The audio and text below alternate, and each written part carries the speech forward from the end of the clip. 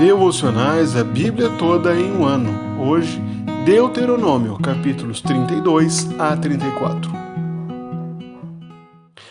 A conclusão do livro de Deuteronômio conta com o cântico de Moisés, com a sua bênção, bem como também a descrição da sua morte. Nós vemos agora as últimas ações de Moisés antes de ser sucedido por Josué, que dará início, então, à conquista, ao livro de Josué. O capítulo 31 de Deuteronômio introduziu esse cântico. O Senhor havia já anunciado a Moisés de que aquele povo, após entrar na terra prometida, agora se voltaria a outros deuses, desprezariam ao Senhor que fez aliança com eles e os conduziu por toda essa jornada.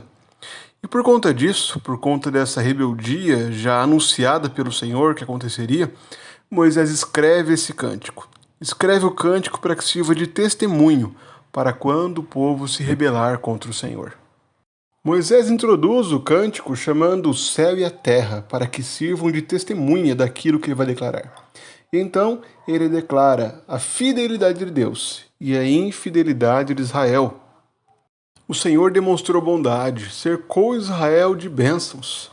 Mas Israel, agora chamado de Jesurum, jogo de palavras com a expressão hebraica ser justo, Israel, então, como Jesurum, engordou e começou a dar coices, se afastou do Senhor e abandonou a Deus. Desprezou aquele que é a rocha da sua salvação. O Senhor, então, disciplina Israel, traz povos estranhos para que dominem sobre eles, os leva à fome e à miséria.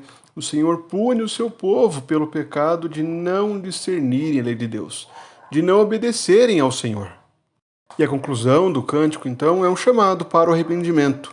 É um chamado para que vejam a graça de Deus, contemplem a sua misericórdia, em saberem que Deus se volta a eles, de que Deus, então, levanta suas mãos, retribui com justiça aos povos, mas que também, por amor ao seu povo, agora os defende.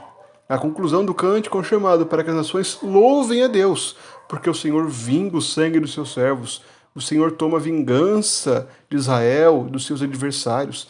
O Senhor faz expiação pela terra do seu povo. E esse é o alvo do cântico, é lembrar Israel do juízo de Deus, da sua fidelidade, de um Deus que cuida do seu povo.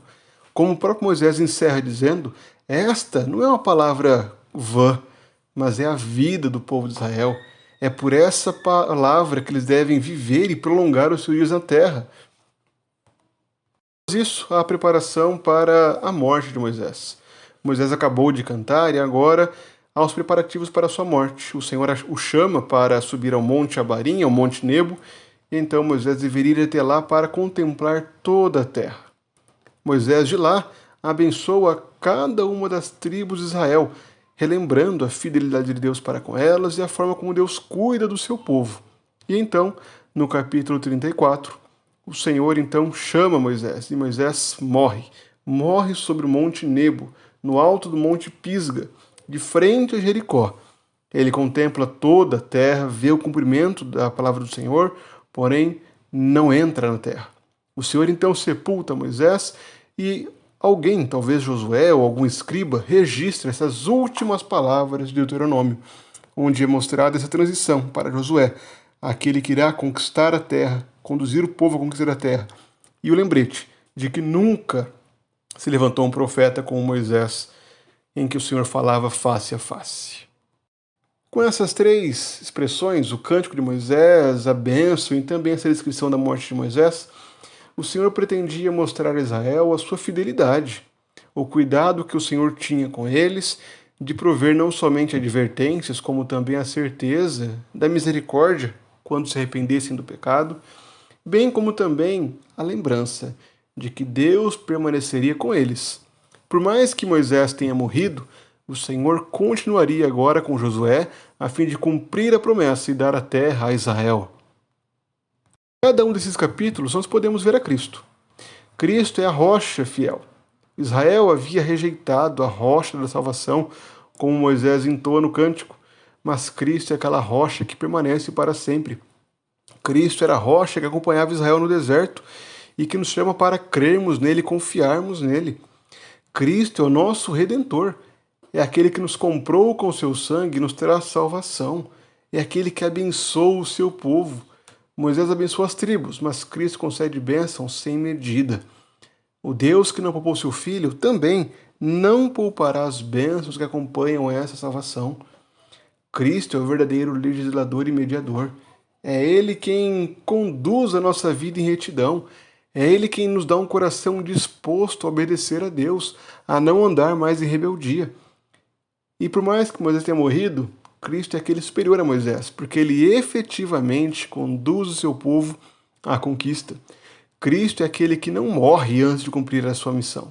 Pelo contrário, ele cumpriu plenamente o seu papel, não somente nos comprando, nos redimindo, mas também nos conduzindo para o descanso que o Senhor preparou para nós. Por isso, louve a Deus, reconheça a sua fidelidade, reconheça a graça de Deus em conduzir a nossa vida por meios que às vezes são estranhos a nós, mas que são seguros. Deus tem nos conduzido para a pátria celestial. Devemos descansar nele, viver em obediência a ele, amando, reconhecendo as suas bênçãos sobre nós. Que nosso coração esteja disposto a seguir a liderança de Cristo. Cristo é o nosso Senhor. É aquele que nos comprou com o seu sangue, que agora nos chama para reconhecermos a sua graça de nos levar à conquista do descanso que ele prometeu.